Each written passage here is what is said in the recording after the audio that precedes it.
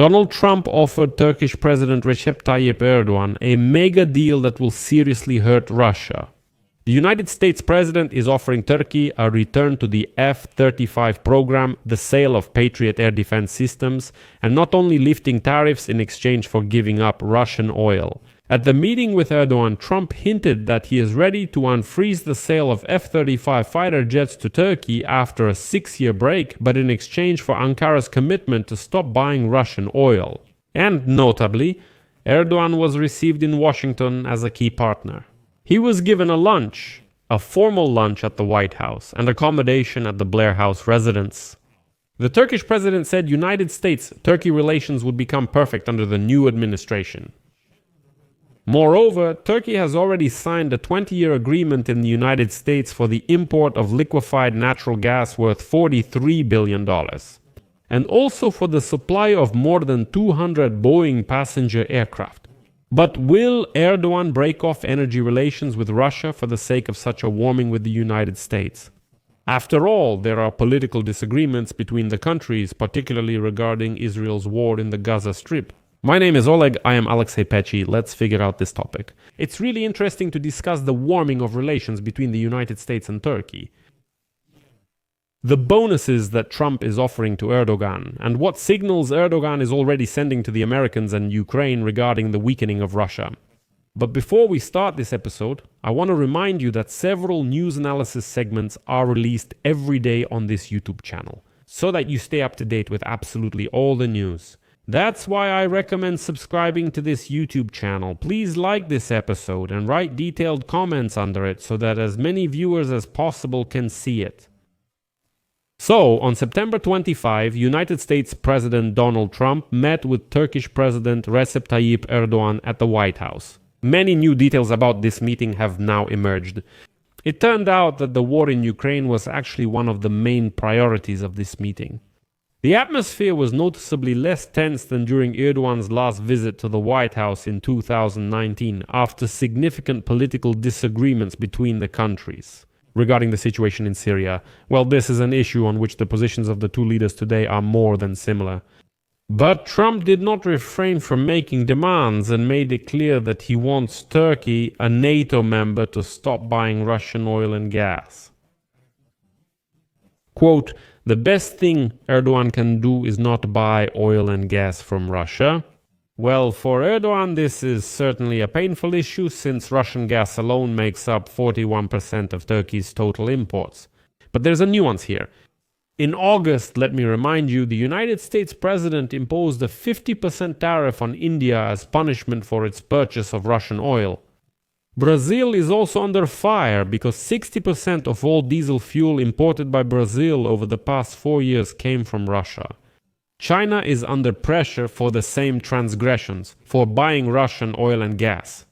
But not Turkey. Turkey stands apart here. Trump's comments came a few weeks after he stated his readiness to impose tougher sanctions against Russia and its allies, if NATO countries meet certain conditions, including stopping the purchase of Russian oil. And now Trump has moved on to Turkey. Moreover, Trump's recent statements confirm a change in his position on Russia's war against Ukraine. Let me also remind you that at the beginning of his second presidential term, Trump exchanged barbs with the president of Ukraine, Volodymyr Zelensky. And it seems he shared the position of the dictator Putin on this conflict more. Now he has started to criticize Putin. In 2022, let me remind you, the European Union, which includes quite a large number of countries together with NATO, received about 45% of its consumed gas from Russia. It is expected that this year this figure will decrease to about 13%. Well, in short, Turkey stands apart in this matter. Turkey was allowed all of this. But it's important to track the dynamics here. Relations between Turkey and the United States were tense under Joe Biden's administration, but calmed down during President Trump's second term. Both sides are acting quite cautiously, seeking to revive defense, trade, and diplomatic ties. Currently, Turkish exports to the United States are subject to a general 15% tariff. This is the rate that the United States government applies to most countries. And now, Trump has already hinted that a trade deal is on the horizon which will put an end to these tariffs against Turkey. As for American F-35 and F-16 aircraft, so far there has only been a promise to discuss a potential sale. Trump expressed confidence in Erdogan's success on this issue. Here is the quote. "I think he will be able to buy the things he would like to buy." He was asked, "What about the F-35?" Trump replied, "I think he'll buy it." Well, it seems that Trump decided to sort of forgive Erdogan for one important transgression. Erdogan's decision in 2017 to sign an agreement to purchase and subsequently deploy Russian S-400 surface-to-air missiles led to the United States imposing sanctions against Turkey in 2020, which are still in effect today. The country has not been able to purchase American F-35 fighter jets since 2019, when Turkey was excluded from the program, even though Turkey was actually involved in the production of these aircraft. Now Trump is promising to bring Turkey back into this program if Ankara gives up Russian oil and gas. And another advantage of the Tushka is its air defense systems. Patriot Trump stated directly that Turkey could also get Patriots, but again only after cutting ties with the unwashed Russians. But Trump acted cunningly and already made an offer that Erdogan couldn't refuse. During President Erdogan's visit to the United States, Turkey signed a 20-year agreement to import liquefied natural gas worth $43 billion, and also an agreement to purchase more than 200 Boeing passenger planes. Well, that's just the beginning. Give up Russian gas and oil, and you'll get much more. Well, of course, there's also the issue of Israel and the Gaza Strip, but it's telling how both leaders, Trump and Erdogan, behaved regarding this issue. Presidents Trump and Erdogan especially tried not to put pressure on each other regarding Israel's military operations in the Gaza Strip, in which they have always openly supported opposing sides. That is, Turkey supports the Palestinians while the United States is an ally of Israel. But both leaders decided to avoid this topic altogether.